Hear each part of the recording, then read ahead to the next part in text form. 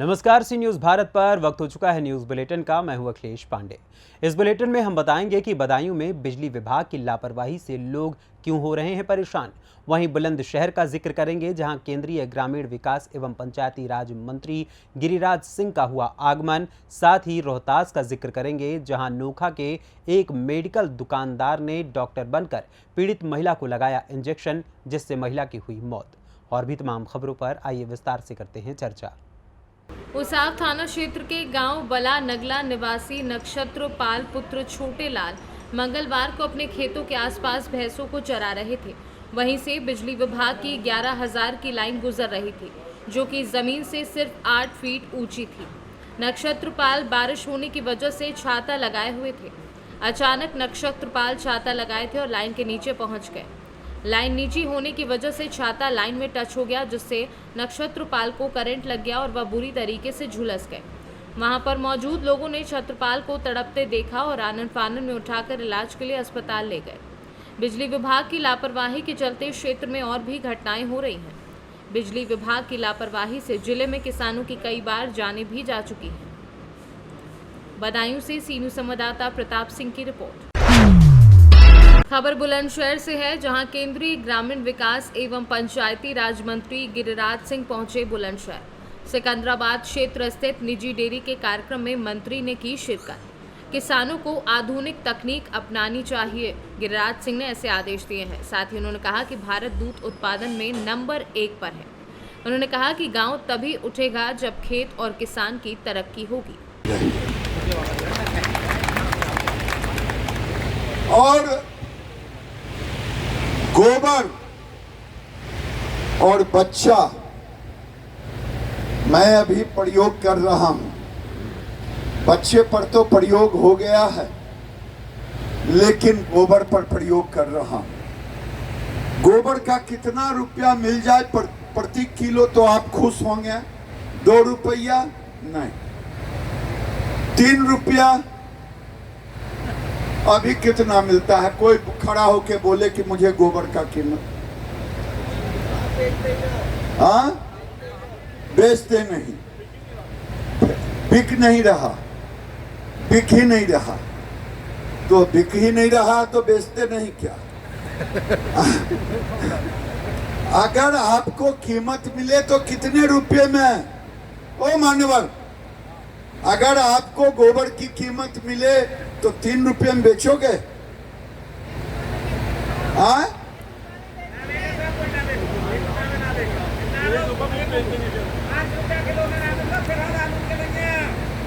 अच्छा, अगर 10 रुपये किलो गोबर मिले तब? कहां से आ गया? मैं वो प्रयोग कर रहा हूं। किसान, मैं अंकुर जी को 2 से 3 महीना और समय लूंगा। मेरा परीक्षण चल रहा है। ये दूध के मार्केटिंग का परीक्षण करते, मैं गोबर गाय और बछड़े का परीक्षण करता। तो मैं वो कर रहा हूं प्रयोग कि आने वाले दिन में आलू में भी हमें खाद बाहर से ना लेना पड़े, गैस भी घर में मिलता रहे और कीमत भी 10 रुपया मिले। बताओ कौन है जो नहीं चाहेगा? जरा हाथ उठा के बोलो यार। कोई ताली तो बजाए ही नहीं, तो हाथ क्या चाहे? केवल कोई मैं मदारी हूं जो बाप के सामने खड़ा हूं। मैं तो जिस चीज का मदारी हूं ये यहां नहीं मैं बोल सकता। मेरे भाइयों, ये देश उठेगा तब और गांव उठेगा तब जब किसान उठेगा, और किसान उठेगा तब जब खेत उठेगा। खेत की बात जब भी मैं करता हूं तो लाइव स्टॉक के साथ बोलता हूं। अगर विदाउट लाइव स्टॉक होता, अब तक देश का किसान अमीर हो गया होता।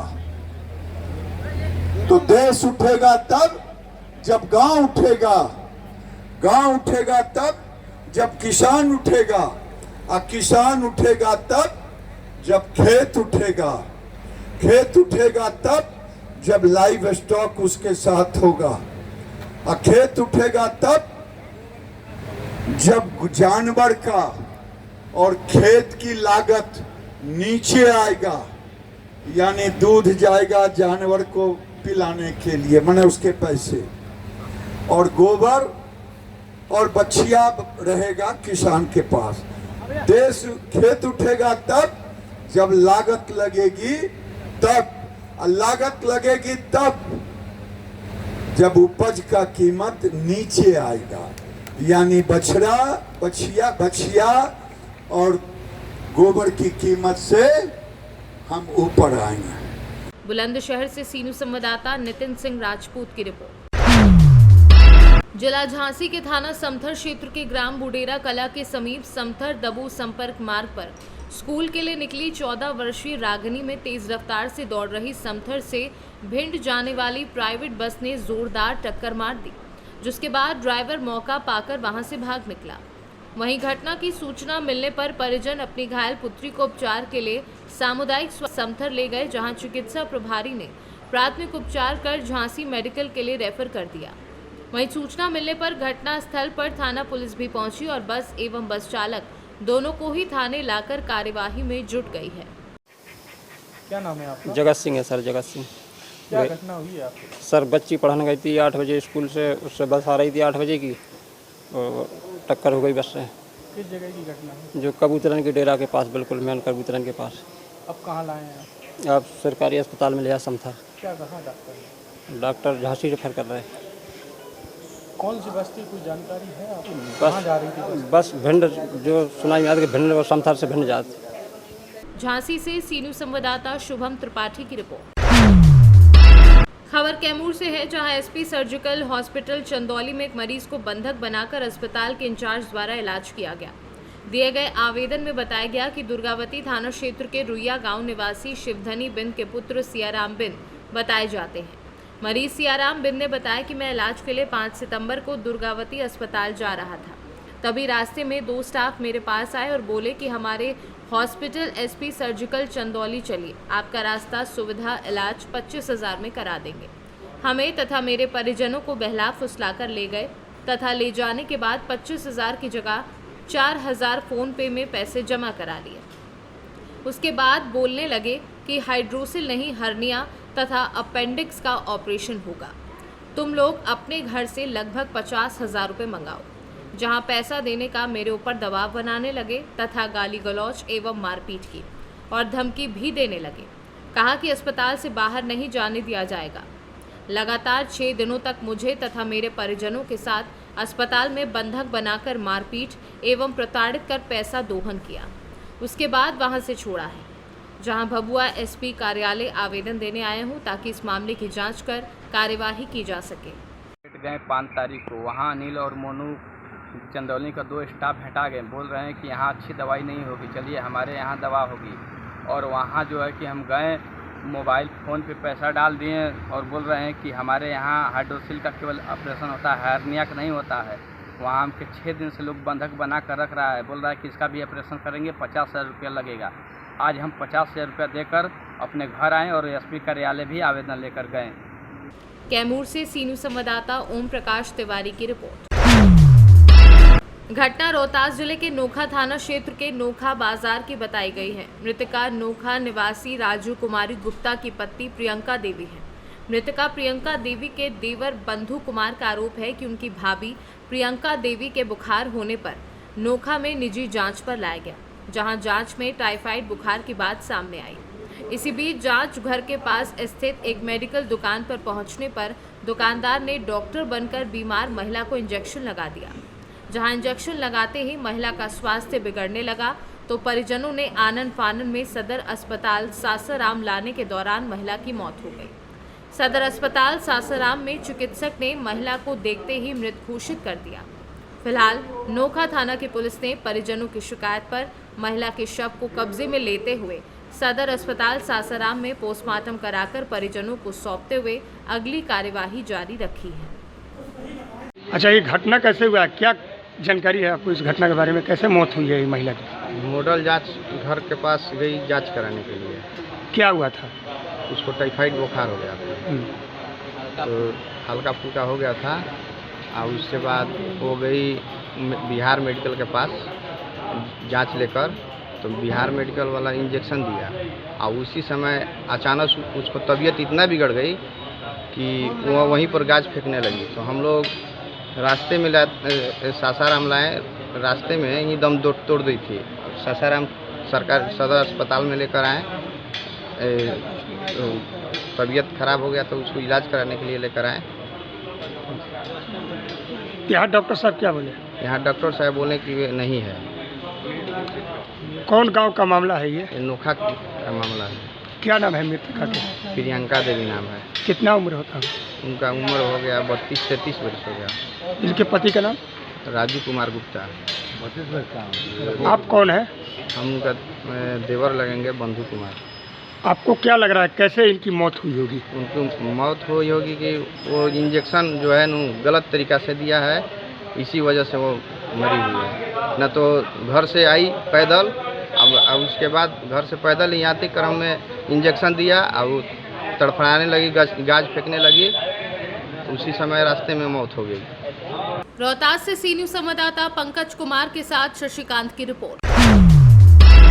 बाराबंकी में मूसलाधार बारिश ने मचाई तबाही, पूरा शहर हुआ जलमग्न। गत दिनों से लगातार अतिवृष्टि के कारण बाराबंकी नगर क्षेत्र में बाढ़ की स्थिति उत्पन्न होने के दृष्टिगत मंडलायुक्त अयोध्या गौरव दयाल व पुलिस महानिरीक्षक अयोध्या परिक्षेत्र अयोध्या प्रवीण कुमार द्वारा बाराबंकी नगर क्षेत्र का निरीक्षण कर राहत बचाव कार्य में लगी टीमों को आवश्यक दिशा निर्देश दिए गए तथा रिजर्व पुलिस लाइन बाराबंकी स्थित सभागार में पुलिस प्रशासन के अधिकारियों के साथ गोष्ठी कर प्रभावित क्षेत्रों में फंसे हुए लोगों को बाहर निकालने, खाद्य सामग्री की व्यवस्था करने आदि के संबंध में आवश्यक दिशा निर्देश दिए गए।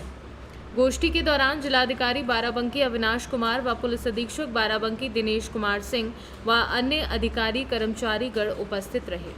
इस तरह की स्थितियाँ समय समय पर कब आती हैं तो सबकी जिम्मेदारी हो जाती है। स्थानीय लोगों के साथ साथ पुलिस प्रशासन सभी लोग मिलकर युद्ध स्तर पर कार्य करते हैं और उसी प्रक्रम में हम लोग कार्य कर रहे हैं। पानी रिसेशन में कहीं नीचे की तरफ जाने की स्थिति में है। जो भी लोग आना चाह रहे हैं उनको हम लोग अपनी जो रेस्क्यू बोट्स हैं उनको ला रहे हैं और जो भी सहायता उपलब्ध कराई जानी है वो सभी चीज़ें कराई जा रही हैं। सभी लोग मिल करके कार्य कर रहे हैं। हम आश्वस्त हैं कि अगले 24 घंटे में चीज़ें नॉर्मल हो जाएंगी।